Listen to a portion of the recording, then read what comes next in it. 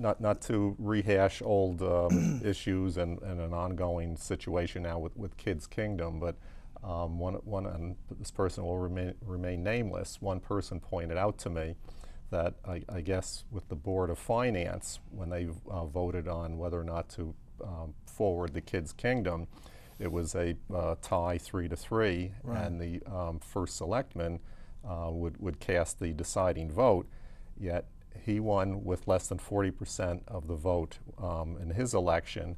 And then, as you say, with two people on the board that really didn't get, as you know, the New York way of doing it, enough Right. votes to be Yeah. on the board, it's to me very interesting of you know, how this whole dynamic works. That's why we have to be very careful about the Republicans we put on the Board of Finance. We have to make sure they're well vetted, and that's why the process is so important, that we know who the candidates are. The vacancy committee has been conducting interviews for the past 3 months. We make sure that our candidates have paid their property taxes, they're registered Republicans. We check to see whether they are active voters, that they're actually voting. We check their voting records, not who they voted for, but the fact that they do vote. And so we feel pretty confident when we bring candidates forward that they've gone through a process that is very thorough.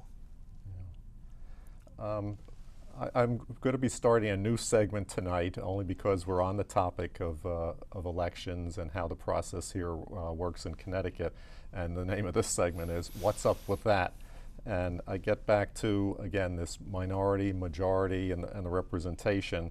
And it seems to me, I almost, you know, throw the question out to you: Are the Brookfield Democrats passive aggressive?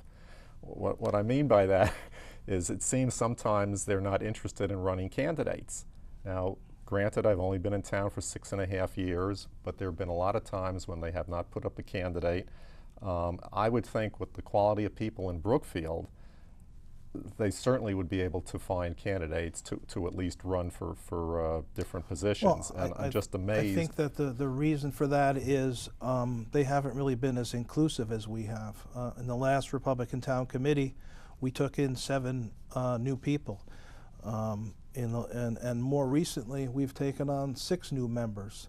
You'll notice that we don't just run the same people over and over again. We've reached out, and we're building the party. I think the Democrats, you see the same people, you know, they go from Board of Finance to Board of Ed and back and forth. We've got new candidates, and we've reached out to the community. We spent a lot of time recently trying to unite the party. You'll notice that we had a split in the last election, and the Republicans split their vote between Ernie Nepomuceno and Bill Tinsley. And so we've had to do some reconciling, and it took some work. And you know, we've tried to put our egos aside, and we've reached out to those people. Robin Appleby is another example, who challenged our candidate at the caucus. Well, he's now a member of the Republican Town Committee, as Ernie is as well. So we've shown that it's not going to be an us against them this time in terms of Republicans. We're going to be united. And I think that's the only way we can win. And I think we can all get behind these guiding principles. And I think we have to look at what unites us, not what divides us. So I think you're going to see a united Republican Party this time. So a true attempt at the big tent. A real attempt, and it wasn't easy, because we worked very hard on Bill Tinsley's campaign, and there was a lot of consternation after the last election. And we've taken months to build trust and to try to work together. And I think we've succeeded now, as you can see, with the composition of the town committee, and also the way our slate is put together. It's very inclusive. We haven't pushed anyone away. Yeah, as I said before, with the whole process, and going back to some of the stats, 21.2% registered Democrats, yet to me, the influence, and again, it's just really amazing. I'll give you the example again. I don't mean to always compare with other states, Right. But when I was growing up in Westchester, it was a solid Republican county. It was always assumed the Republican candidates would win. Well, by the time I left Westchester 6.5 years ago, it had completely flipped. Yeah. And so it's solid Democrat now. Yeah. As a matter of fact, the guest that I'll be having on my next show ran for to be a judge back in the early 90s. Now he is a registered Democrat. If he had only waited 20 years, he didn't win when it was solid Republican. Now he would be a winner. My brother was actually deputy mayor in Elmsford, and he was the last Republican, I think, in Westchester. They did a story on him in the Journal News. Oh, yeah. And he's since moved to Danbury, so maybe there's no Republicans left at all. I don't know. That could be. You know, if there was, you know, one particular thing that you might want to get out to the viewers, our audience, you know, in general, and then maybe even reaching out to, because I'm just blown away by the percentage of unaffiliateds. What would that message might that message be? Well, I think that if you're an unaffiliated voter, you really don't have a chance to take part in this process that we've talked about. That if you just sit back and say, well, I'm not part of a party, I'm going to vote for the best candidate, you really haven't had a chance to choose the best candidate. So I think people should define themselves and to step forward and take part in a primary where they can, especially in a town like Brookfield, that's mostly Republican, because usually once you have the Republican nomination, you win. And that wasn't true the last time because we were split, but it has been true over 20 years prior to that. So it's important to register with a party, I think. Yeah. And people should try to get involved. And there are many opportunities to do that through the boards and commissions. There's probably 50 or 60 boards and commissions. And we make recommendations to the Board of Selectmen, from everything from the Arts Commission to the Youth Commission, Zoning Board of Appeals, and the elected offices. Yeah.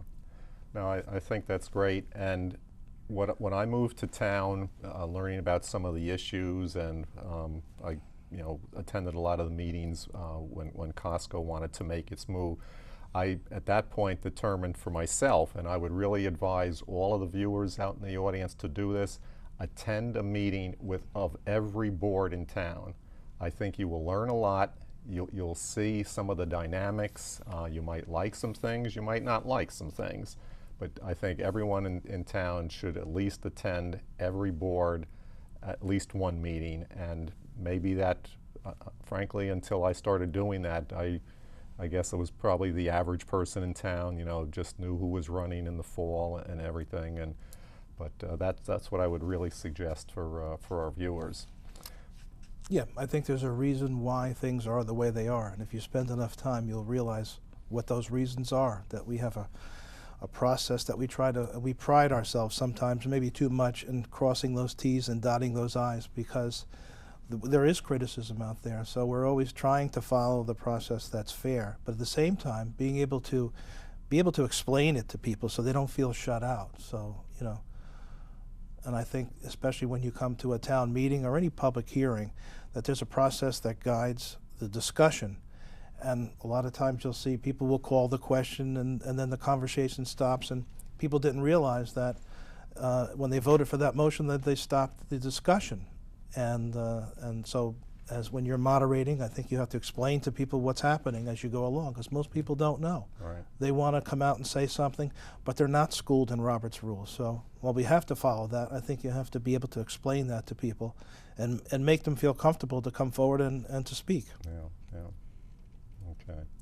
We're going to wrap up our show now. Again, I'd like to thank our guest, Martin Flynn, from the chairman of the Brookfield Republican Town Committee, for appearing on the show. I'd also like to remind our viewers of our air dates on Charter Channel 21. That's on Mondays at 4:30 p.m. and Thursdays at 7 p.m. We also post segments of the shows on YouTube, and you can find them at www.youtube.com/Brookfield Public Advo. And you may contact us with thoughts, comments, suggestions, criticisms, whatever it might be, at brookfieldpublicadvocate@yahoo.com. So we'd love to hear from you. If you have any topics that you'd like to see, or maybe a point, counterpoint, please let us know. Again, thanks for watching, and good night.